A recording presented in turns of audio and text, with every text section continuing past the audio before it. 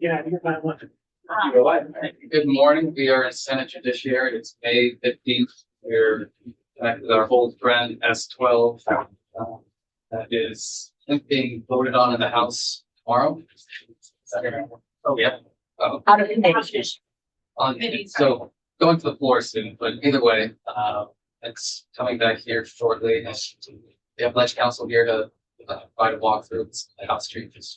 Good morning. For the record, Michelle Child, Office of Legislative Counsel, and I'm going to walk through the changes in the House Proposal Amendment. Just trying to think about what was the best way to kind of help you get a good overview of it. So what I did is you should have a copy of your as passed by Senate version, as well as, and because it just got voted out of House Judiciary yesterday afternoon, and I'm scheduled in Ways and Means this afternoon on it.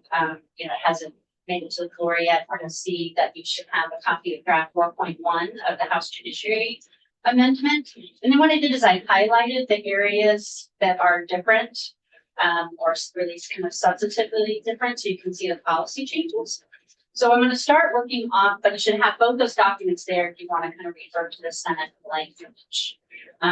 So the first changes are not until page 15. And this is on amending the section on sealing and the process for petitioning to seal a criminal history record. And you'll see on page 15, under subsection A, subdivision 4, and that subdivision addresses when there's a stipulation between the petitioner and either the state's attorney or the attorney general. And you'll see that language that's added on line 16 through 18. My recollection was that this was something that was requested by the Secretary of State's office about making sure that when the petitioner is filing, that they are providing the court with a list of all the state entities that are required to receive notice according to your sealing statute. And there's one other place that is a little later on that I will show you. The next change is the intro language starts on page 21, and we're looking at section 7606, effective of expungement. And you'll see a new language on page 22 in subdivision B2. So I know you guys are well aware that when a record is sealed or expunged, that if someone is applying for a job, they do not have to disclose that sealed or expunged record. And something that House Judiciary wanted to add was this language on starting with lines 4 through 7, that a state entity that inquires about a person's criminal history record is to advise the person of their rights, that exists under current statute, that they don't have to disclose an expunged record. And you'll see in a moment that there's a similar provision with regard to this language in the sealing statute. And the House Judiciary felt as though oftentimes people are confused when they see that question. Do you have a criminal history record, and they're not sure whether or not they have to disclose an expunged or sealed record? They do not under current law, and so this is just a requirement that if the state is making inquiries about criminal history record in these contexts, that they advise them to not have to disclose that record. So next change, the intro language is starting on page 23, section 7607, the effective sealing. So the changes on page 24, and this is the addition of the language Vermont state entity. And so this is the corollary to that earlier provision I mentioned that the Secretary of State requested, is that when there's when petitioner is filing with the court, that they notify them of all the entities that have to be notified, and then also that and it draws the attention back to this section. So the court is to send a copy of any order for sealing to any other Vermont state entity identified by the petitioner. Okay. Subsection B, subdivision 2. This is the same thing that I just spoke about, that was language that was in expungement. So the state has to advise someone that they don't have to disclose a sealed criminal history record. Page 25, subsection C. This is on your exceptions. See the new language starting on line 13. Says that if a party submits a filing that contains a sealed record or a reference to a sealed record, the filing shall be filed under seal and remain under seal unless the court permits the use of the sealed record. Remember, this intro language is that so you're granting access and use to certain folks under the subdivisions of subsection C. But you're saying prior to their essentially public use of that record in an open court proceeding, that they're to be notifying the court, and the court is going to be deciding whether or not the sealed record can be introduced. So no change has been made to that. This is just the new language is on lines 15 through lines 13 through 15 about how they submit that record. So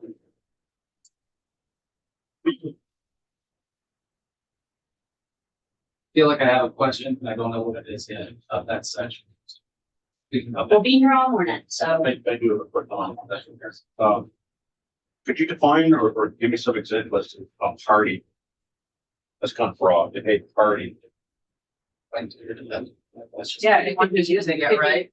pardon? It's just So- anyone. Yes, yeah, so it could be any of the folks, like if you look at all the different subdivisions, that people who are able to access and use information. So most likely it's gonna be the state, it's gonna be a defendant. But I see we didn't use that particular term in our. We did. You'll see the intro, looking at line 8, a party seeking to use, what are you talking about? Where does that come from? Yeah. So it's anybody that's gonna be using a sealed court record in litigation. Referring to those who do have access to. Correct. to it. Okay. Yeah.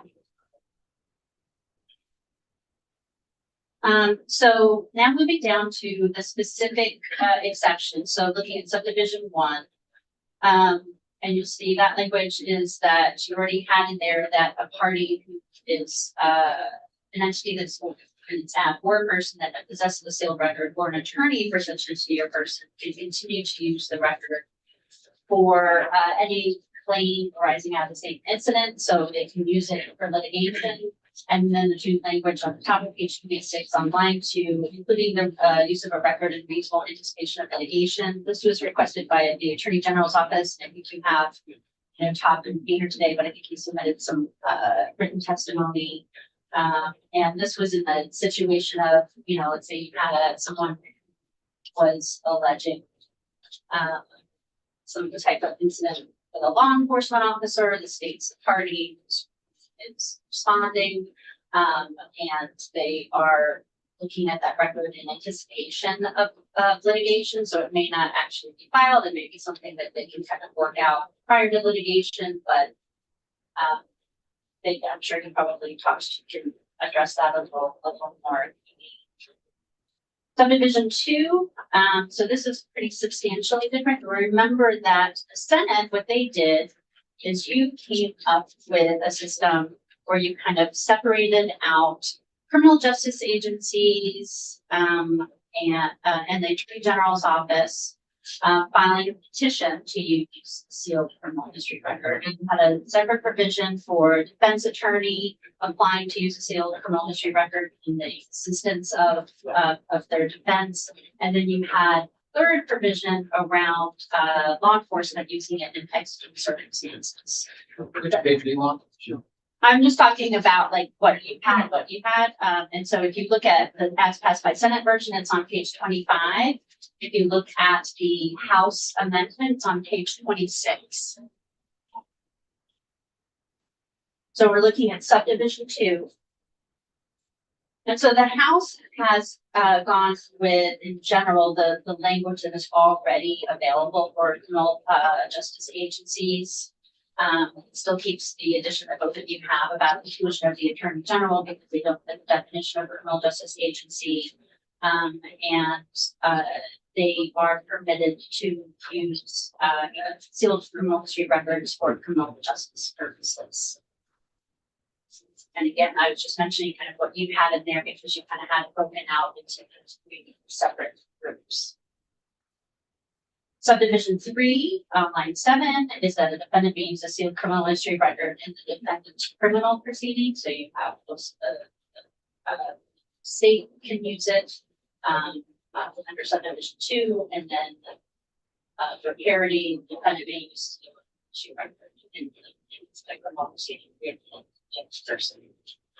And my understanding, I'm going back, that this gets rid of the sort of court process and judicial weigh-in for accessing these sealed records. They have access here if they're going to use it in court. You go back to that intro language, but they can have greater access. Right, but, okay, that's what I did, because we had a process where they had to ask the court for permission to access the record, and this gets rid of that. But That one the was- distinction you're making is that they can get access without the court, but then if they want to use it, they need it, or They do, but that's in both, or that was in both the Senate version and the House version. so we've got rid of the pre. Right. Okay, so moving on to subdivision 5. That one is the same, 6 is the same. I guess for all the rest are the same. If you look at page 27, subdivision 11, and then I made the same change on line 12. You recall you added subdivisions 11 and 12 at the request of TCF and Dale, and I kind of picked up that language. And sometimes when we get language from outside, we don't necessarily, they use a term that we wouldn't use, but we might not catch it at the time. And they had used the term case records, and I just changed that to criminal history records, because that's the correct term that we're working with in this chapter.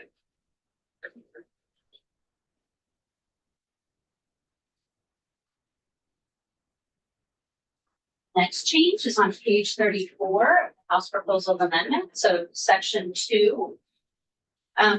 So this goes back to the issue I talked about where the state has to tell someone if they're asking for a criminal history record, employment application or such, that they don't have an obligation, because there was a sealed or expunged criminal history records. And then the question kind of came up, well, how will state entities know that? So sometimes the legislature will choose to kind of put in something in session law that directs either the administration or the board, in this case both, to let the branch know that there's this new obligation. Section 3 is on deferred sentences. You might recall that as the bill was introduced, the Senate bill did have this change deferred from expungement to sealing. And then once this committee worked on it, you decided to take that out and to leave deferred currently under expungement. And the House went back to sealing for deferred. That's section 3.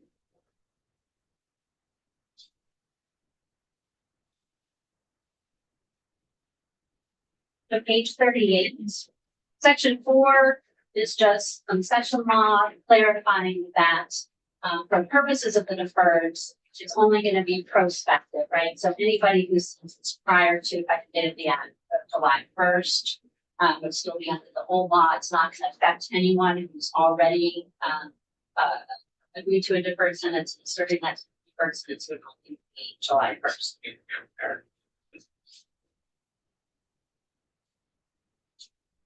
That's it. Michelle, I'm just wondering where, because I haven't looked at this in a while, where is it laid out? Who can access the evidence? On page 25, 26.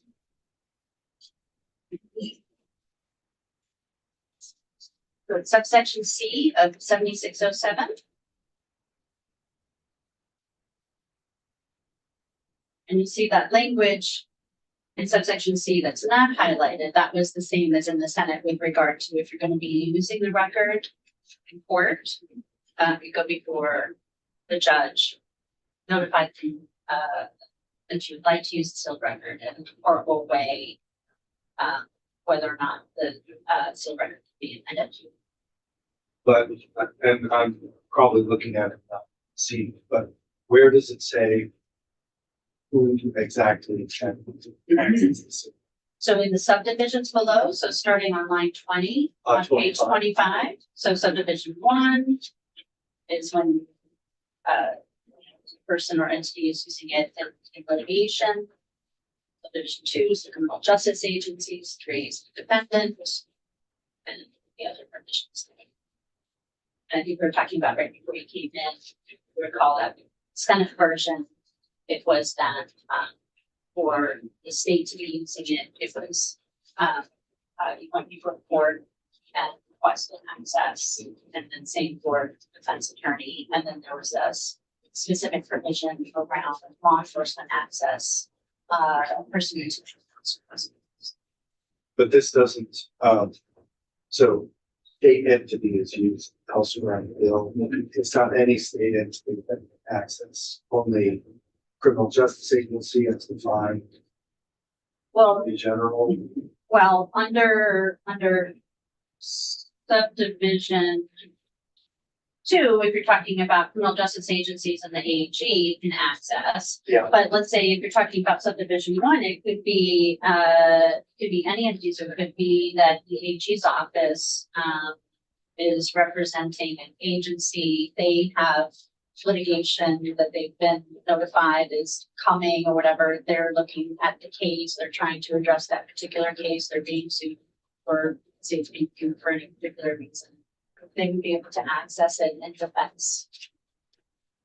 But could DCF not being represented by the AG's office access it? Well, you have the specific provision around they can access their own court records. I mean, their own, I'm sorry, their own records, and there's criminal history records Yeah. part of their records. You're asking about whether or not they could access it as part of litigation.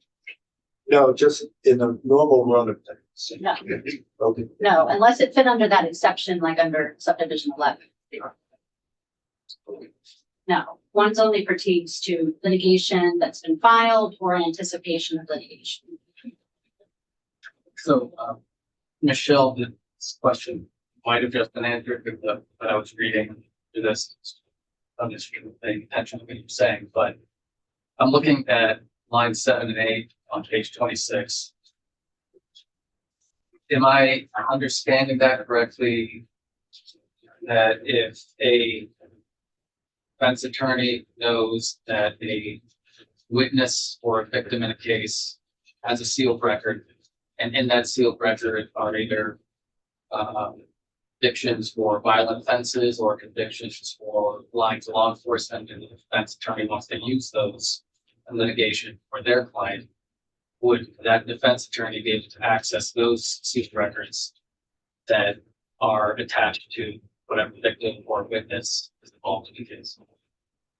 I think probably state attorneys can, or Attorney General's office can answer that better about the nuance of how that would work, but I would say generally, yes, that's probably gonna be acquired through discovery obligations. So if the state had, like, it has a witness that they are using and that person has a sealed record and that they're sharing information through discovery, they have access to that.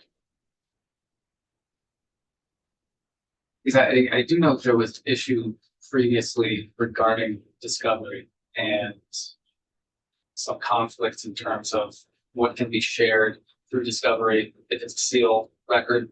I can't remember the precise issue, but I guess we'll just have to ask around. I think probably the witness of that was not in there for all the testimony, but I think that's probably.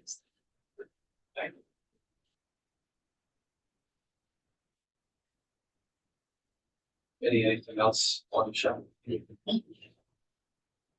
Thank you. So I'm gonna go to economic development and I will be back as soon as possible. So,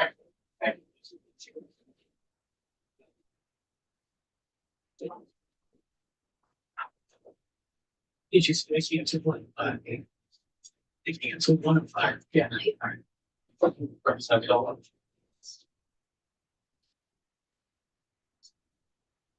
Good morning, Representative Dolan from Judiciary. So yes, so we voted S12 out of the committee yesterday. It was on a vote 11-0-0. And Michelle did a great job walking through the changes that we made. I feel like we were really working to strike the balance of, giving access where folks already had access to it, but then making very clear the boundaries of you're going to then use it publicly. So I will say that's kind of a piece of it. We also really wanted to make clear that folks did not need to disclose sealed or expunged records on entities. I believe it was Judge Zone that actually talked about like updating forms so that it could be clear what entities they wanted to notify. We wanted to streamline that piece for them. And I think we were really trying to embrace it. We're going towards sealing. Let's try to put as much under that umbrella so it's more one track and not confusion of what things are sealed, what things are expunged. So I think those were some of our guiding principles in it, but open to any questions. You said you wanted to protect people who already had access. But if we're talking about expungement, current state affairs don't have access, right? So and again, witnesses probably can share it. Or what we were taking testimony on the original language that came out of the Senate.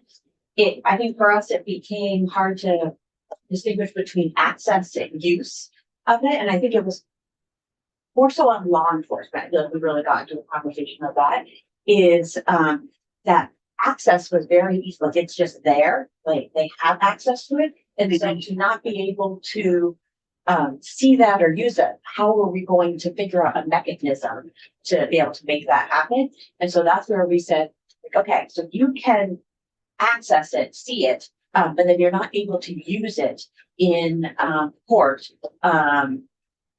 unless you get approval from the court. But I guess my point is that under expungement as it currently exists, you're expunged it. It doesn't exist. It doesn't Yeah. exist. So you can't say that it's there. Under the current system, it's not there. Yeah. So we are proposing to change it to a system where it's all there. But one of the concerns this committee's had for years is that we promised Vermonters expungement, that their records would be white. There would be no there there. And now we're trying to move towards single track. And it's always been our, I won't speak for the committee currently, but in the past, the idea has been that the trade-off would be, okay, we'll go to a single track, but we'll preserve access through a court. And this again eliminates that. That's the piece that has caused all of these versions of the bill to founder in the past. So I'll just say I'm disappointed to see that pulled out because that loses my vote for this. So, Yeah. Yeah. I feel like that maybe you just shared, but that maybe it's a different in thought for us. The expungement piece of, we heard testimony of multiple reasons why it's helpful to keep the records, but really prevent it from being used in open court unless a judge confirms it.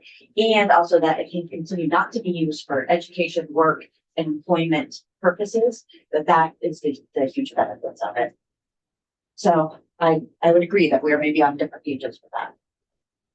To discuss it all, creating some sort of statewide policy regarding this, the use of sealed records. I don't believe that we did. You mean for like So- law enforcement or? Yeah, for law enforcement, and state's attorneys, so that there's some consistency, and so if records, sealed records, which are rarely accessed to begin with, if they are misused in any way, then there's actually some consequences, and there are also clear guidelines for all agencies as to when those records can't be accessed, rather than just having every agency doing it. It's on their own terms. So we didn't consider that specifically, but we did take testimony that each profession has their checks and balances, but we didn't look into a statewide approach. So that could be an area to look into. What I first want to say is I really appreciate the addition of the notification that people don't have to disclose. However, they can't support it for the same reasons that Senator thinks. We worked really hard in this committee to come to an agreement of who can see it, and who can't see it, you know. So, and I do know, and asked you, been in buildings a lot of time, how many times it's failed because of this exact thing. And so, but I do want to say, one of my biggest concerns with what was sent to you was the sort of like onus being put on people to know what they do or don't have to disclose and how confusing that can be. So I really appreciate the addition of those reasons. So I do just. If I may add one piece, I think, one of the pieces around the, getting permission from the court to access it, again, before putting it out there, it was that there just wasn't a mechanism for that. So I don't know if that might be something that we can explore and talk about. I think obviously with the 11-0 vote, folks were comfortable with this, but I think when we were hearing testimony, it was like, well, how would that work? That so you already have access to it, but actually in order to look at it, like you need to get a court proof. So that was the piece that really struck us of like, this is just going to be more work, like it wasn't going to be practical. So that's the piece that started us on that. It wasn't just, we're cutting that out completely. So No, I got that. I just current, if that's what we're going to do, I'd rather us just stay with the 2 tracking buttons because what we promised is that it's gone, So I think we have to figure that practicality out because that is what we promised to voters. We are taking that away, saying, actually, now people can just see it. And so that for me is the practicality we have to figure out because we are actually taking something away that we have given. Like I certainly imagine that there are plenty of people who are, if we were to move this on, that are going to be really thankful they just got their record expunged before we took that away. And in terms of workload, I think the whole effort behind this was geared toward reducing the workload of expungement, which we had lots of testimony was onerous, consuming a lot of resources. Well, but ironically, every year, put this bill forward to streamline the system. Often the worst side of the building refuses to go along with judicial review, and then we're left with the status quo for another year, consuming those resources and doing what everybody agrees does make sense. So I don't know, it's a groundhog day that never seems to end. The other clear up how there isn't a mechanism.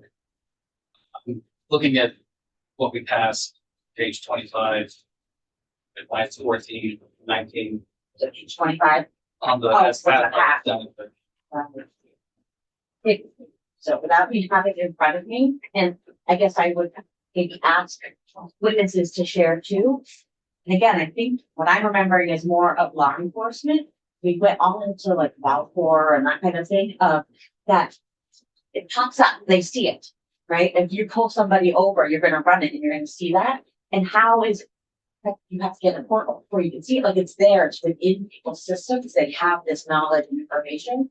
And so it's that piece of what was the difference between access and using? And so that's where we really said, like, we're trusting our professionals that are in the criminal justice field. You're going to see it, but if you're actually going to then use it in court to lead to a charge that's when you need to get court permission. My understanding was that if it's in Valcourt and it's sealed, it just pops up as a sealed record. You can't see it. Is that incorrect? Yeah, ours is that you have access to those, is that you can, and this was from person at Valcourt, I'm not gonna use the right word, is that there's access embedded all throughout that. And so maybe it does say sealed, but it also sounds like it's different from different departments. I don't know, we have a law enforcement person in the room, maybe has better knowledge of it, but that was the piece for us is getting around that. To a law enforcement people. Yes. We would agree, I think, that if it's expunged, it's not gonna pop up. That it would, whatever I'm not gonna know the exact word, but whether it says record does not, I think it's record does not exist. I don't know what the word is. But if it's expunged, it's gone. It's not there anymore. It's not in anybody's. Nobody has access to it. And that's what we have been. I feel like in this discussion, the minute the discussion starts, one side forgets what the current state of affairs is, which is that expungement is in place, it is the law, things are being expunged and they can't be gotten back. And the people who have those records prefer it that way, obviously. So we're talking about, let's go to a system that's less onerous, that preserves more access. So if what you're talking about might be the system, if we change that, Valcor maybe would bring up a sealed record. And yes, you'd have to go to the judge, but the way it stands currently, if it's expunged, you won't see it and you can't go to the judge. It's unavailable for law enforcement all over the city. So it seems like what the Senate put out was offering much greater access to what would have been expunged records that are now sealed records. Greater access in that they exist and you can, with a civil process, get them. But, you know, I don't expect, we're not here to change one another's plans. If I can add one, because I agree, I just think it's important to hear from the perspectives of it, is that from us, heard testimony of why expungement can be harmful to especially victims and for future crimes. So there is that piece for it too. And and that the fact that we're moving to sealing, we really see it as an opportunity to expand the types of crimes that are under it. So that's a benefit where we have expungement now, but it's a real limited list of offenses, and that we can remove barriers for more people, more crimes, in order to have access to housing and employment and education. So yes, I feel like we have different ideas of the trade-off, and that's what keeps getting us stuck. And if I might add, I know the witness who gave testimony, Crosswinds/Valcor. How that one. We did take testimony from Crosswinds/Valcor or anybody else. So that may be a little confusing to members, and I'm not sure. The chair of the law, Valcor, tenure. I actually wrote Billman. Gets Spillman, so it's different. What he did was the technology guy. We had an interesting guy. Aside from guy. Do you know what I'm talking about? I'm Harmony on the from PCIC, Yes, Jeff Wallen. yes, well, like. Anyways, yes, we did hear from Jeff Paul. But that's. Any. No, but I'm also planning to stay for as long as I can this morning and hear those and, hopefully we can find cases move forward. I appreciate it. Thank you. Well, do the any other questions? Thank you.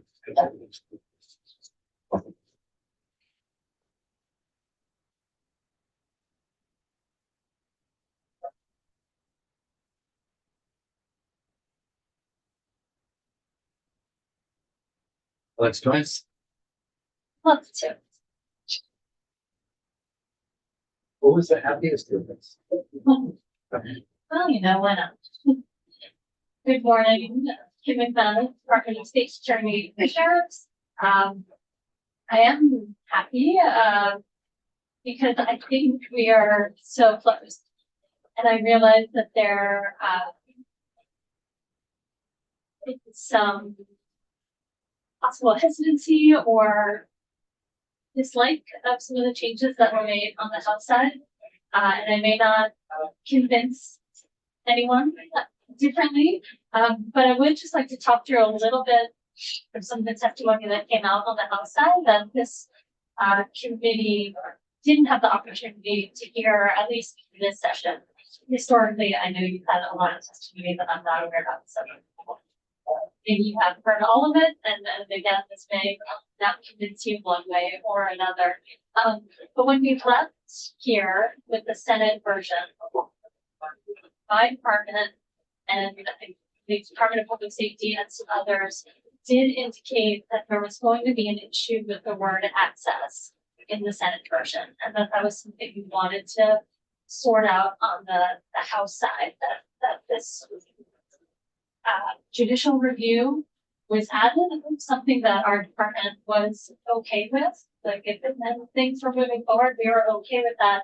But we never used the word access in the language that we submitted to the committee. We always used use. And the reason being, as Representative Dolan was sharing, is that when we get into the actual access, things like taking law enforcement out of it for a moment and just looking from the state's attorney's point of view, my brain has access to prior cases, right? I'm going to remember the defendant from 3 years ago who had a domestic violence, domestic assault case that I wasn't able to bring to trial because the witness was scared, right? And then that record, under the current system, right, would be gone. But I had access to that. I remember the facts of that, right? So under the sealed, if it was sealed, again, like that defendant pops up, I'm aware of that information. I can't use it yet. Of course, I'm aware of it. I have it in my JustWare system. Like it's sealed, but if I wanted to read the application, I can read it. So that was it. So then law enforcement, we take that to another level of,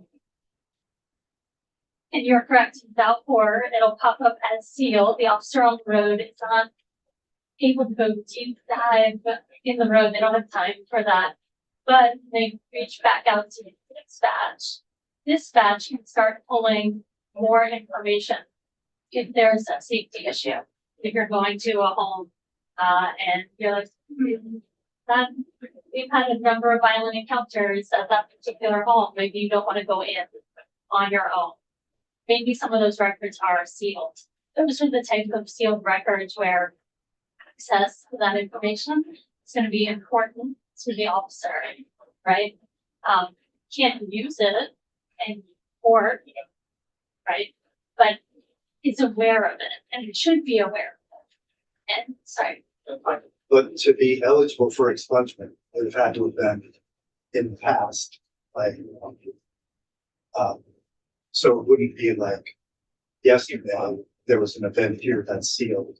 These would be from my memory of what's expungement is that it has to, time has to have passed, and it has to have been known of the violations and things of that nature. That would be for qualifying offenses after a conviction.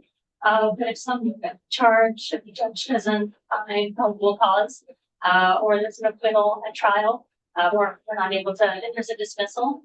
And then we have two systems right now with dismissals, whether it's with prejudice or without prejudice. But if it's with prejudice, that record is expunged within 60 days. It's not years. Right, but if it's expunged, then it's not available to see how it goes. Correct. Yeah. Yes, yeah, and then that is, again, a concern that information, there's Or- public safety. And again, the level of information, as we talked about in Senate, it's not that they have the whole case in front of them, roadside. And generally, to get into the actual information of the sealed record, the details, you're just gonna see an event and it's sealed. More often than not, that's not gonna be for your driving offense, anything that you need to get into. But if they were acquitted, or if there wasn't crime cause, why should that be available to officers later on to say, well, there might be something? Well, so say in the domestic violence situation, officer has a new call to the home, and is trying to sort out what's going on. If you're aware of past violence in the home, But if there wasn't crime cause and before they were acquitted, Yeah. why should that count against them? I'm not saying it should count against them. It But- couldn't, it But in couldn't the go mind of the No, officer, no, but for the victim's safety, it was where I was going to, the advice to the victim may be different as far as like where everybody should go for the night. Simple things like that. But that's just more information that can't go towards probable cause for this new event that we No, have. but I'm talking about, if it was expunged, it wouldn't be available. It Correct. wouldn't color anybody's opinion of an individual, wouldn't lead perhaps to disproportionate use of justice against certain groups of people. But if it's not, and people can access it, even if they can't put the use it can affect how they perceive that individual. So the difference between expungement and sealing, in my mind, is one of who's going to have access, because under expungement, the person is fully protected from their past coming back to haunt them because they met all the criteria to be safe for expungement. But in a sealed instance, we're talking about now every law enforcement agency having access to those sealed records. That colors law enforcement writ large opinion toward that person. That's why judicial review is included. Well, and so I think there's, in our minds, the department, there's the potential for misuse on this side. And then on this side, we have public safety, victim safety, we have the importance of these records for dependents in the future, importance for these records for victims in the future, importance of these records for research in the future. There are mechanisms to handle the misuse. We have those mechanisms in place. And so can we understand not wanting to use the records publicly without the court giving it's okay? And that's how this House version came out. When you look at subsection C, you'll see that our subsection was removed. So there was a number of entities that were removed from the exceptions that having asked permission from the court. We've been removed from that so that we now do, before we can in public mention the sealed record, having an adverse effect on this individual in some way.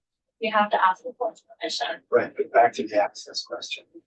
Everybody knows about it in law enforcement, but they're just not able to admit it. Well, I would say if you looked at if you talk to an officer in Middlebury who's worked there 10, 15 years, whether the record has been sealed or expunged, they're gonna know about certain individuals Right. and their behavior. So But there's no record out there that testified that it was expunged. correct, you still know that they arrested the person 5 years ago. And we can't, eliminate that from their mind. Exactly. We can and do eliminate every record of an expunged offense based on qualifying this elaborate system of things you have to qualify for to get it expunged. So the possibility of harm that you have on one side, I think is much mitigated by what we've put into our bill about how you qualify for expungement, in this case, sealed. Certain types of offenses, certain amount of time passed, have to have satisfied all of these obligations, then you can get expungement. Now we're talking about satisfying all those obligations, and everybody still knows what happened. And they're not expunged. So for me, honestly, it was a big give to vote for this bill with the judicial piece, because I still think it's a taking for people who can today count on expungement or have a good opportunity to get their crime expunged. We're taking all of that away and giving them nothing except saying, well, we won't in court use this against you, but any law enforcement agent that you run into can find this and access. That's not fair given what currently stands in there. And then if you want to. I agree with Senator Baruth, and certainly you can't erase someone's mind. That is not a thing you can do, although I have personal experience. You hit your head real hard, you can erase some things from your mind.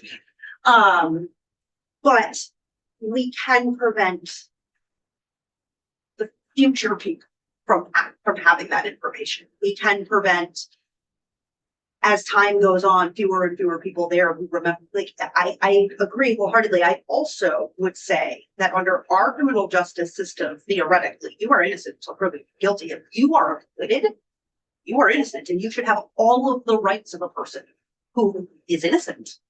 Like, I have a real issue considering making sure people have available records of people who were acquitted. They absolutely should have all the rights of an innocent person. That is what we lay our system on. You were innocent until proven guilty. If you were not proven guilty, you were innocent. So I mean, I have an issue with this period, but in that particular space, the idea that someone was acquitted of something that they should still have that hanging over their head is flies in the face of what we claim our judicial system should be. Well, and the victim in that case, even if the person was acquitted, that doesn't mean that the victim wasn't harmed and may have a civil suit in the future and would not be able to access any of those records if they were expunged. No, under our bill, they could. Right, when you're saying that they should be expunged. No. No, I'm saying this is a compromise so that it is Right, and it's only, sealed. yes, but it should be tightly held. Right, and that's the difference. Under your example, that victim would be able with our bill. There would be an additional step, an additional court review, but that's protective of other people's rights. So it doesn't prevent anybody from seeking justice. It just makes sure that justice, literal justice, is in charge of justice. So to get back to the operational piece that came up on the House side, the language in the Senate version. If an officer or a prosecutor has to apply to access the sealed record, if it just says sealed, if we don't know what's in there, we don't know what we're asking the court to unseal to that. So that's one major issue with the current language of the Senate version. Right. No, but if we don't know what we're asking to look at. You're asking to open the record. Hold on, so Or Can I would be able to back say up what a little bit? purpose. and ask, what are you asking for to be changed, if anything? Well, currently, we support the House version. Because what worked through the House was the operational side of the access language and the petition to the court. As far as law enforcement goes, that the restrictions of them doing their work, the testimony that came out in-house, we agreed with that, and we agreed with it here. We do not think that there is an issue with law enforcement spending all their free time looking through sealed records. You're not doing that. So we support the House version. If you need to go back or want to consider your version, at the minimum, it has to change. The word access has to change to use. So we need to be able to, if law enforcement are using it for purpose, if prosecutors are using it for something, for their case, for their investigation, at a minimum, then the access language just is not workable. So if this bill doesn't go through and we have the status quo, isn't that the worst case? That's, there's a balance. If we can't do what the bill is telling us to do, as far as if law enforcement can't, The bill is not telling us to do anything. We're telling the bill what to if do. the current language with the access piece, it will be an issue. Obviously, we'll do what the law says, but I But don't. isn't it a better state of affairs than Canada? That's what I think. My department's very divided on that. Okay, It's because very- the easiest thing for us to do is not do anything. And honestly, that's the decision that's been made for 4 years on 5. And, you know, for that 5 years, we've continued to expunge and we've continued to use those resources. to fully get rid of the records. And the decision, you know, and I'll put myself in this camp too. When Senator Sears was running the committee, the decision was always that if we weren't going to get the judicial review, then we would continue the system as it is. I call it the worst case scenario because everybody wants greater efficiency. But I, as an individual senator, don't feel that eliminating judicial review and seal, it's a fair trade for what people are getting. So I think, you know, given the testimony, it now starts to seem likely to me that we find it in this place, which is no bill and a continuation of, I'm calling the worst case scenario. But actually, for me, I would rather see the current system continue than, in essence, sell out people that are currently capable of getting full expunge. So, Tim, just to, looking at all the places where word access exists in relation to state's attorneys and criminal justice agencies, the AGO, and law enforcement. And I'm seeing it on lines 14, page 25, lines 14, 16. Also seeing it for defense attorneys, 20. Line 1 on 26. 5, line 5 on 26. And your request, if we were to stick, if it were to be our position to stick with the judicial review piece here, you would be asking for the purpose of operations to replace word access or use. In the Senate version, so yes, that would be amendment. Sarah, So I don't think I can support that. And I'm really curious as to how access is a problem. It seems quite simple to me. You run it, you see it sealed, you don't open it without judicial review. You don't access it. Because use is different. And you can't, to your previous point, you can't erase it from your mind. Once you've opened it and looked at it, you can't erase whatever bias that creates. So I'm just really confused. Like it seems, and maybe access needs is a different word, but what we are getting to is that when you open that record and you see a sealed record, you do not open it until there's judicial review. And use to me doesn't get us there. So I think the question would be, if a case comes to me, criminal history record comes, I'm going through it. There are 3 sealed records. I have no idea what they are. I don't know if they're in any way relevant to this case. So then I'm gonna ask the court permission to access them, even though I don't know they're relevant at all. And the court would review them and make the determination whether they're relevant and you should get access. Or that's where it'd be interesting to hear from the court side, like that's, I'm not gonna be able to explain why I need this record under that record exists. Versus this is relevant because of this type of case and this behavior, I need this for scale here. Like I have no idea whether or not it's relevant. And then I'm asking the court to review that for relevance, but I haven't been able to give them my argument for relevance because I don't know what it is. Currently, the record doesn't exist. So you are doing your case, you're doing your stuff, and there's nothing there. And if I might, I think it boils down to if a record exists, if it's not fully expunged, then of course law enforcement and all the involved parties, including DCF and other agencies, who all came in and wanted access to these records.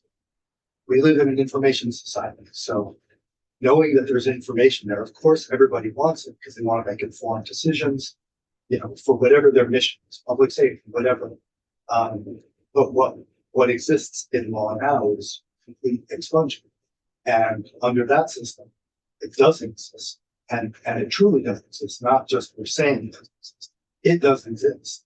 And so that way, nobody's pressing for access because it's not there. But when we started to move to the single track to make things easier on the people involved with expungement, immediately the prospect of it existing came into play, and people from all the walks of, public safety, state's attorneys, sheriffs, everybody, they, of course, if there's going to be now records, they want access to records. But it just takes us, in my mind, to the same place. It seems like I now am starting to firmly believe that the only way to preserve what we have with expungement is to preserve expungement. I'm starting to believe there's not a single track that people can agree on, and that's the status quo.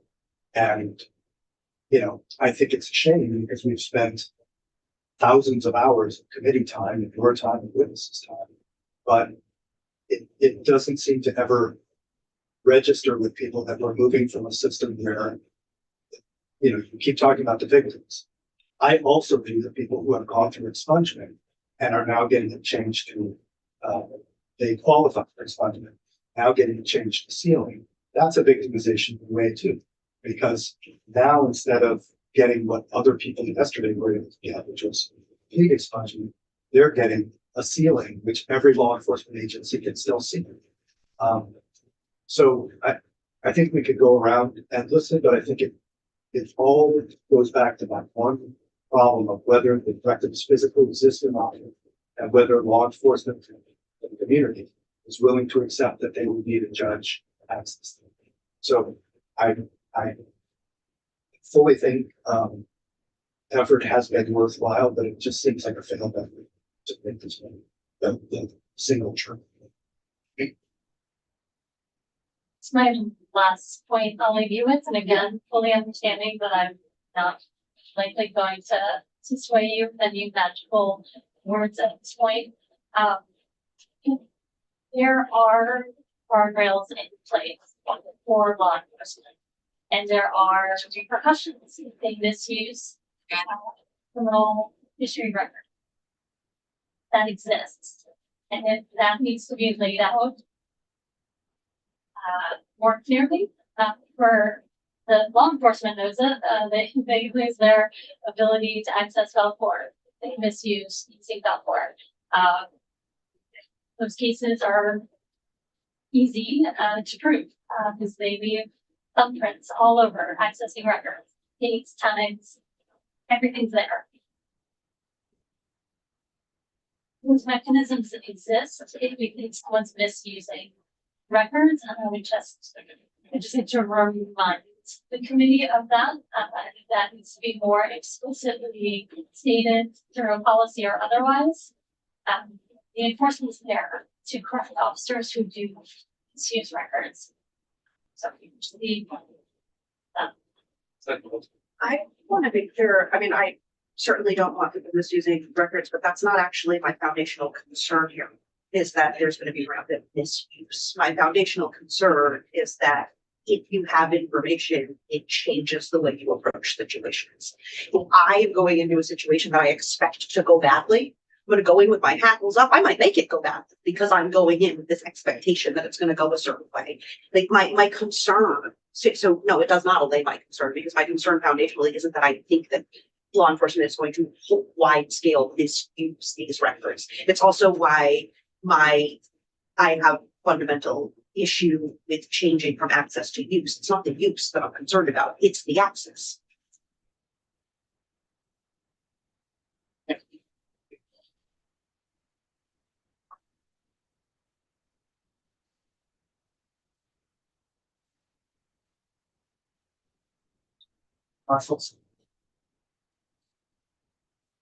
Thank you. Marshall Paul from the Office of the Inspector General.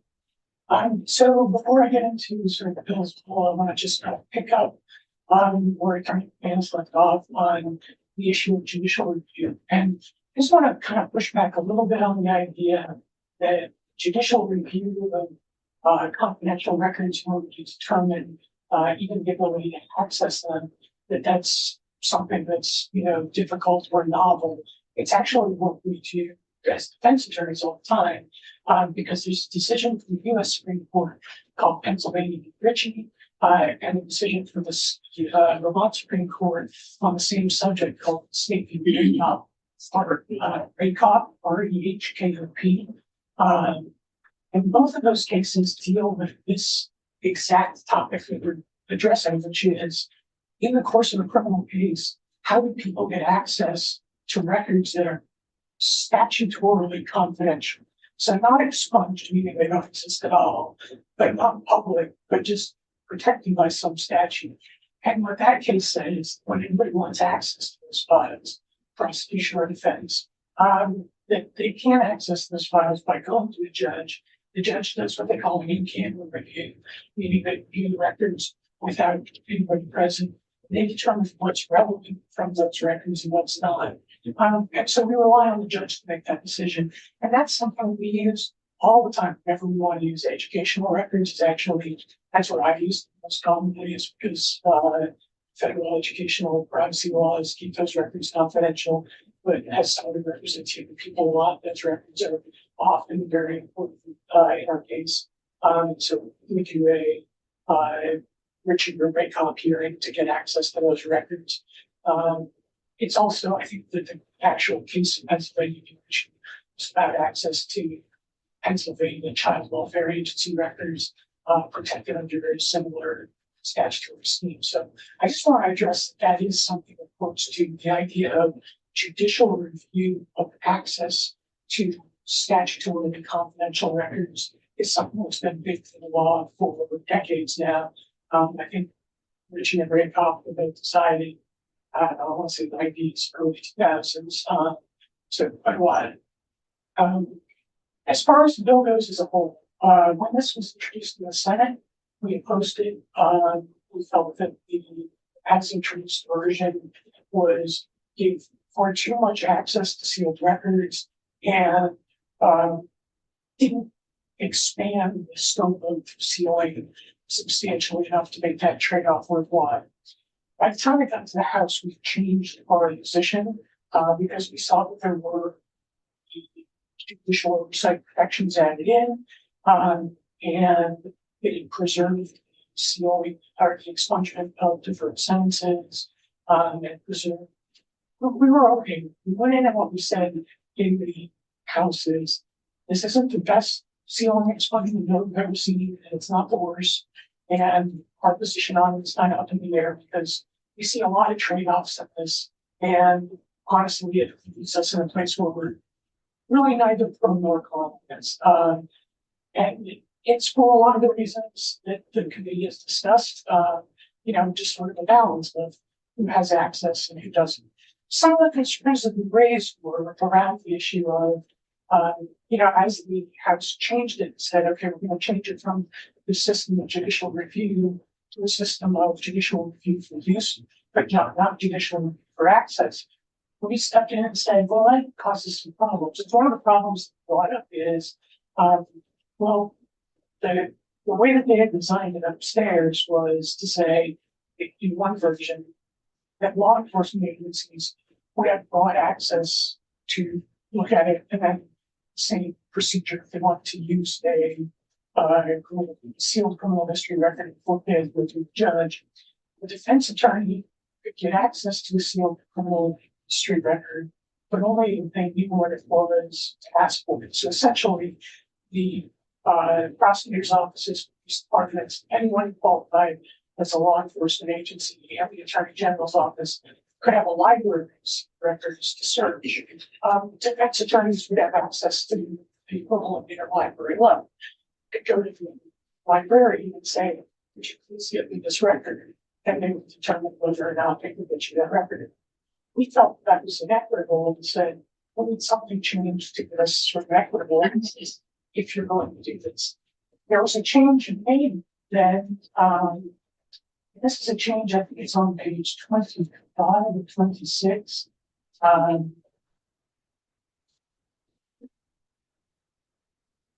26. To say a defendant may use a sealed criminal history record if it's under criminal proceeding. And we do have concerns about that because honestly, and this gets to one of the questions that sort of been coming up I think we'll then distill from this conversation, which is really can really explain the difference between use and access. And so when this was put in, I objected and said, I don't understand what this means. As a defense attorney, I don't understand what it says, what it means when it says that it depends on the use is sealed criminal history record. Does that mean that I can show it to lay witnesses? Does that mean I can show it to my investigators? Does that mean my investigators can ask random eyewitnesses about the sealed record that we know about? It's just not clear. I to use it when I'm asking my client about somebody else's sealed record. Am I just going to ask my client about their own sealed record? It just didn't provide as much guidance as provided for the prosecution, because for prosecutors, it's very clear that you can use it for criminal justice purposes as defined in section 7601. So we were asking for something the same type of guidance, because we don't want to be in a situation where we don't have that guidance, because at the end of the bill, there's a provision that if you screw up, or if you use it in a way that's wrong, that's $1,000 fine. So defense attorneys are not going to be kind of risking it by, trying to use a sealed record in a way that they think might be appropriate. But it totally uses not clear fine. They're risking $1,000 fine, and really potentially the law license as well. I mean, people could violate the current laws about confidentiality of statutory confidential records, non-expunged records, have lost their law licenses, even in cases where they haven't been prosecuted under the statutory penalty for disseminating a sealed record. They've lost their law license for it. So from our perspective, this really still, even though they put in a section that provides for criminal defense use of sealed records, it still creates an inequity because it doesn't provide enough guidance as to how defendants can use a sealed record. And it's going to be able to show defendants' ability to use sealed records while prosecutors have a good, clear path forward on how to use a sealed record and what they can do with a sealed record without crossing it. So that was one of our biggest concerns that sort of got added at the end. But then overall, we just generally have concerns that are similar to those that were raised here about how this information is used, that without there being any sort of judicial review of how it's used, that it will be used in all kinds of ways. We still have concerns about, one of the things about expungement is the records are actually gone. When we expunge records in our system, they actually they are eliminated electronically, physically from everywhere. And one of the big concerns with that is the persistence of electronic records, and that even when records are sealed, because we're not actually deleting them, they don't wind up being sort of identified as every place that they exist. And that was reflected in some of the testimony in the House, which led to the inclusion in the House passed version of language asking the person who's getting their records sealed to identify all the state agencies that might have copies of it, kind of putting the burden on them to say, tell us where these records are, and then we'll tell us we want to seal them. Which for me was a little frustrating because, it goes back to the days when we first started talking about sealing and when the conversations about the burden of sealing or the burden of expunging records and how it took so much time. And my point kept being, maybe we should be thinking about that when we're passing laws to create records. We should be thinking about the persistence of those records at that time. And that's actually grown even more of a problem now than everything's like, it's easier to expunge records now. I mean, I think the testimony from the judiciary in the past had been about how many different people they had to employ just to expunge records, but now that they're on us, they're like, no, expunging is not a problem. Same for our office. It used to be very difficult when things were on paper. Now that we moved to an entirely electronic record system, it's vastly easier for us to eliminate records here and there.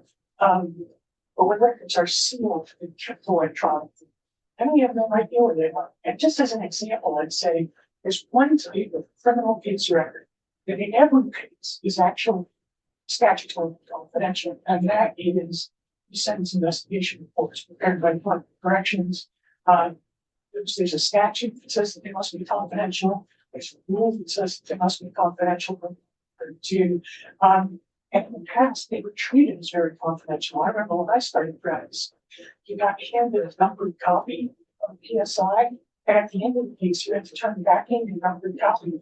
And there's a statute that says you're not allowed to photocopy it. All that statute and that rule are the same. They've never been modified. Nobody complies with it anymore because general records electronic. In terms of deleting them, I just discovered that even when I delete email from UC, it's held in some temporary attachments file. I found all these PDFs in there, but some of which are confidential information, some of which aren't.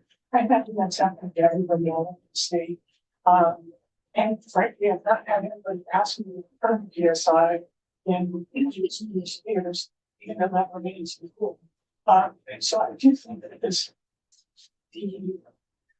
digitization of records is both providing us with opportunities for the ability to make things fully expunged where before that was a rigorous process, but it's also creating problems, places where data is persistent and where if we're not specific about it, you have to expunge all this data. It's going to be persistent. It's not persistent in ways we don't expect and in ways we don't design for. So I think overall, our office is post the bill. We would like to see changes made to expungement and sealing. In fact, just to mention it, this bill, I did a little bit of research in between this bill was in the Senate and this bill was in the House. And part of the reason we still don't support this bill is we just don't think in terms of trade-offs as far as data protection and what is offered in terms of expansion. This bill just doesn't go far enough. And the trade-offs are obvious. Those are what sort of I've been discussing. What you get in this bill, Vermont has about, by my count, this is a rough count, which I think is problematic in of itself, and we can't count these things. But rough count, we have about 267 felonies in Vermont. Currently, under current law, 14 of them are expungible. Under this year's, under S12, none would be expungible, but about 35 would be sealable. Last year, S299, which was sponsored by Senator Norris, would have also made none of them expungible, but that would have made 192 of them sealable. So that would have greatly expanded the scope of confidentiality, the petition-based confidentiality provision. Same with misdemeanors. My very rough count is that there's about 441 misdemeanors in the state. Code law 42 are not expungible. Under S12, under S12, I have that wrong. But no, that's right. It's just this first factors. 42 are not expungible. Under S12, 19 are not expungible. Under S299, it was 11 would be not expungible. And so just in comparing it to those that have the same effects otherwise, because S299 did all the same things. It eliminated expungement for deferreds, it eliminated expungement entirely, basically all with sealing, gave law enforcement access to sealed records, just like the current version of S12 does. But it went so much further in terms of what it gave back as far as the scope of sealing. And that's part of the reason we oppose this bill is because if we're going to have a bill that trades off an expanded scope for a change in accessibility and use, we want to see a lot more of an expanded scope than developers. So my understanding, and correct me if I'm wrong, it seemed like the version that was passed by the Senate, the votes were neutral. Yes. Version passed by the House, opposed. Yes. However, are there any components of the version passed by the House that are an improvement to the Senate passed by the past version? We like the change that says that state agencies should inform people of their right to expungement. That has been a problem. Call many state offices and ask about their records. What they're told is the only thing I can tell you is their record exists. Like I say, does that mean my record's been expunged? And they're told the only thing I can tell you is their record exists. I say, does that mean that I can say I don't have a record when I'm applying for a job? And the response is the only thing I can tell you is no record exists. And I understand why that's the case, but I do think we're very supportive of that change and eventually piece that in there. I do think that to the extent that there is going to be law enforcement prosecutorial access to sealed records, there needs to be equivalent defense access to sealed records, and it needs to be done in a way that provides the same level of clarity for defense attorneys as it does for prosecutors in terms of what they can access, how they can access it, how they can use it. So the defense attorneys aren't left with you can use it, but you have to figure out what's legitimate, what's not, with the $1,000 fine or licensing over your head. Well, prosecutors have a lot of guidance. So yeah, that's not really, I guess that's one of the change of the process.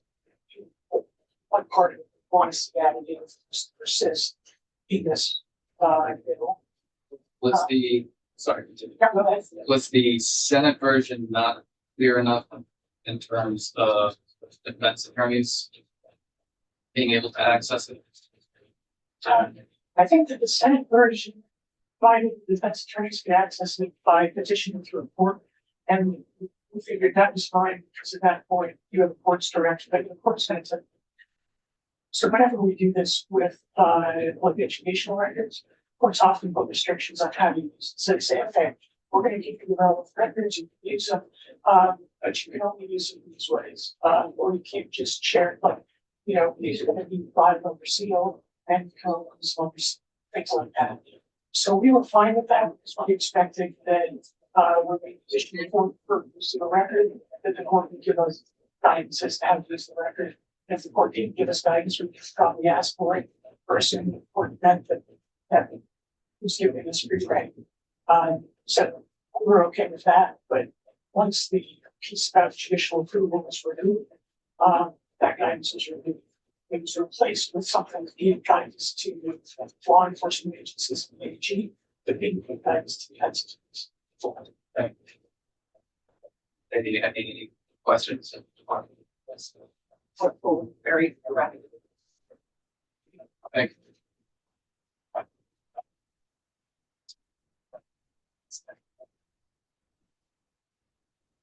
We'll see if you have some. Yeah, now. So in for 20, if and so. Thanks. Sure. Well, for us, yeah. Morning. Thank you again for having me. Jay Pershing Johnson, member of Scott's Legal Counsel. So obviously we opposed this bill as part of the governor's office public safety package. Again, like I said yesterday, with respect to extraditions, we're very happy to see that it's come this far. Prefer the House version. The House made a lot of good improvements to the bill. I did want to just step back a little bit again on sort of the history, which I think the senator has mentioned a few times, right? Obviously, your status quo is expungement. And I think that when we last left our heroes in the 21-22 timeframe, the Senate and the House were struggling with how to expand expungement and add crimes that would be expunged. And ultimately that resulted in a veto in 2022 when the effort went way too far and we were looking to expunge serious violent offenses. So I think at that point, we were able to maybe start a conversation about the reasonableness of a different approach, a different system, like universal seal, where you could expand the universe of crimes. We could actually get beyond that conversation, which was rare historically. We had always gotten stuck. And because we expanded this one actually 5 times between 2017 and 2021.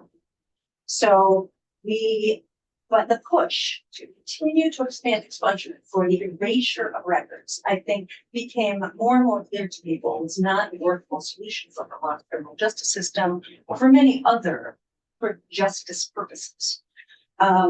So we started this conversation about a system of universal sealing so that, as everybody has discussed a little bit here, there could be a grand bargain where you could expand the list of crimes if you could access those records for certain purposes. And the people who would help, and people like repeat offenders would probably be the people who were most disadvantaged by this kind of a change.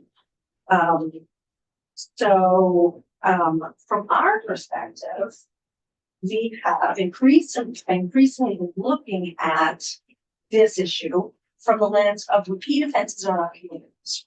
This is documented problem with our criminal justice system. Many refer to as the revolving door, the catch and release system. A lot of it is general disorder, drug use, those kinds of crimes that are misdemeanors. They're pled into diversion, their felonies pled down to misdemeanors, right? So you're talking about a system where you have a lot of misdemeanors expungible. You also have things like deferred sentences where you are not talking about misdemeanors. You're talking about some very minor offenses that are then ultimately expungible because the person has successfully completed their deferred sentence. So from my perspective, when you step away from the swamp a little bit, and you look at it from the lens of repeat offenses, and I think this is where we do fundamentally disagree. We are trying to shift the focus from the benefit to the offender, and the offender first when we consider any of these impacts, to the needs of victims and communities, right? We get very few calls in the governor's office about the victimization of criminal offenders. That's not something we're experiencing. We're hearing from people in our communities who are very concerned about repeat offenders, about how there are no consequences for offenders in our criminal justice system. When you're talking about sealing, and I think the senator used these words, everybody can see the records. Everybody can't see the records. We're talking about the benefits, all the benefits of expungement for people who are law-abiding Vermonters. You can, when you go to apply for a student loan or an apartment or a job, you get to say, I have no record, right? The improvements that the House made, they enable you to say, I have no criminal record. And you get all the benefits, unless we're in a space of, unless you are actually a repeat offender, you go on to harm the community, then yes, those records are accessible for criminal justice purposes. I think I would just offer two other examples with respect to the need for access or use. Officer safety. I think the senator referred to the new officer should be walking into every situation with a clean slate. Or maybe you need to be knowing that when you as an officer are going in, or you as an officer are sending in your mental health liaison, that you may be going into a violent home situation. We don't have those records. Good news, there's a clean slate. We won't know until there's a bad incident that no one would access those records. Again, for sentences, I feel like what we often struggle with is the impact of domestic violence on individuals in Vermont, how domestic violence is escalating offense, how we're struggling with the number of murders and the number of women to be shot in domestic violence offenses. And yet here we are with deferred sentences where a person can have an aggravated domestic violence situation, even conviction, right? A deferred sentence is a conviction, but you as a prosecutor, and prosecutors speak better to this than I can, have a case where you have a very, very shaky witness who may or may not testify at trial. And you end up pleading, you end up with a bargain with the offender where at least there's a sentence in a deferred sentence. You get to walk out a free person, and if you don't reoffend, you're fine. You get your record expunged. But at the same time, if you do reoffend, in a sealing situation, you have those records. And I think that I think that we owe it to domestic violence victims in Vermont that those records continue to exist. Because those are the kinds of situations that we're talking about in the domestic violence scenario, right? You don't go to jail because a prosecutor is making the only deal they can get, probably given the likelihood of the victim to show up. The more violent and intimidating the offender, the less likely they are to show up. So in this kind of situation, it makes complete sense to me that you would have sealed records, not expunged records for those offenders. I guess the last point I do want to make, and I think I appreciate the senator's clarification that this isn't about mistrust of law enforcement, but I do believe that inherent in a lot of this conversation is a mistrust of our law enforcement professionals. We can't trust our police with these records. We have systems, as was testified, we have systems and laws in place to address unprofessional conduct. And I think that it's important that we start to trust law enforcement, especially as we deal with escalated levels of crime and escalated levels of repeat offenses in our communities. So thank you again for taking up S12. I understand that there are philosophical differences about sealing versus expungement. I understand the status quo, right? You get the status quo if you pass nothing, but you don't get the benefits that everyone, I think, generally used with respect to sealed records over expunged records. Thank you. I'm hoping to understand a bit more about the deferred sentence piece. There is concern about state's attorneys using their discretion to apply deferred sentences to more violent, like listed offenses. Well, they can actually for deferred sentences. There's only about 5 exceptions, and I think they typically relate to sexual conduct with a child. So I think that the concern there, and I don't know if you remember, part of our omnibus package, which no one discussed this session, was the issue of deferred sentences and reduced sentences for repeat violent offenders wasn't taken up. But when I spoke to state's attorneys and sheriffs about it, there are some concerns with the proposal as is because of the idea that you deferred sentences sometimes just to get a sentence. That person can walk out the door, and if they reoffend, they go, or if they violate the terms of their deferred sentence, I guess, I'm not sure how that works. You actually can go back and serve your time in prison. So if you go back and reoffend against the same victim or a different victim, you actually can go back to jail and serve the rest of your time. From my perspective, once you seal and once you expunge deferred records, particularly in the domestic violence context, you have no record of that person and their violent history. And they go on to, and we have seen this in, one public case recently, where the person has repeat deferred sentences in the context of violent domestic offenses. This is problematic. It's what prompted the proposal. I understand that there are issues with it, but so understanding that prosecutors need discretion to negotiate that include different sentences just to get sentenced. I mean, so that's why I think that sealing is more appropriate than expungement, because sealing, again, if you don't reoffend, you're fine. If you do reoffend, you go back and you serve your sentence and you have this criminal record of domestic violence. Right. No, I do know that state's attorneys have discretion to apply deferred sentences to violent offenses. And so that's what I was trying to clarify, is that your concern is them exercising discretion to apply deferred sentences to some of these offenses. That's not my concern. My concern is the expungement of records. If we have a system of sealing, you're not expunging records.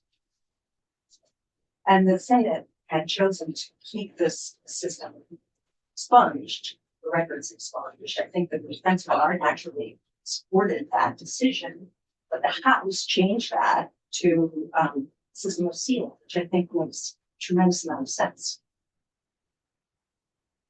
I don't want to speak for the defense bar. I thought they were opposed to removing or changing deferred sentences from expungement to sealing.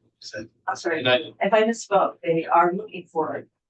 I think they're neutral on Senate bill, but the Senate maintain the system of dysfunction.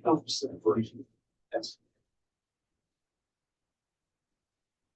Tim, can I ask a question? How often, I mean, I rarely see, deferred sentences, being handed out or parts of the plea negotiations, repeating 2 or 3 times over the last year, but how often does your office see that applied to, first degree aggravated domestic assault? Be able to pull the number out of my head. I mean, I do know that I personally have used a deferred negotiated plea um, for domestic assaults, or lewd and lascivious conduct, or serious offenses. It's a very public case, in Madison County where, former elected official has been deferred. It's, that was in the last year. But I wouldn't know the percentage. Yeah, But I was just curious if you had. Tool sometimes for complicated cases. Is it common? Again, I would be able to, I mean,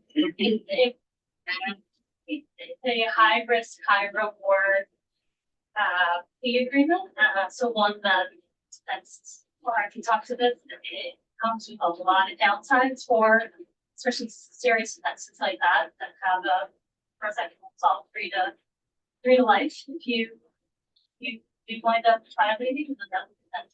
So, but sometimes circumstances is one way. Okay, I wouldn't be able to tell you that right now. Also, Marshall, and then we'll come back. Sure, I don't have the numbers, but just to be clear, for any listed offense, so anything that is, any domestic assault, any serious sexual offense, anything that's a listed offense, you can only get a deferred with the agreement of the prosecutor. So the prosecutor has to agree to the deferred. There's only deferreds over the objection of the prosecutor for non-listed offenses. Thank you. Any questions or comments for Jay?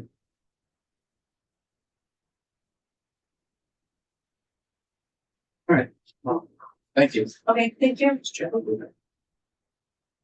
Say something. No, I was just saying, thanks, Jay. So Judge Zone will going up under there, so that's up to so stand by.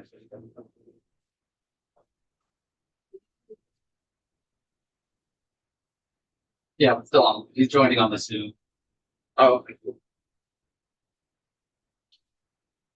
Is he on?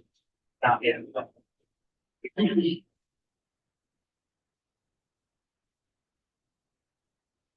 Let's just go off.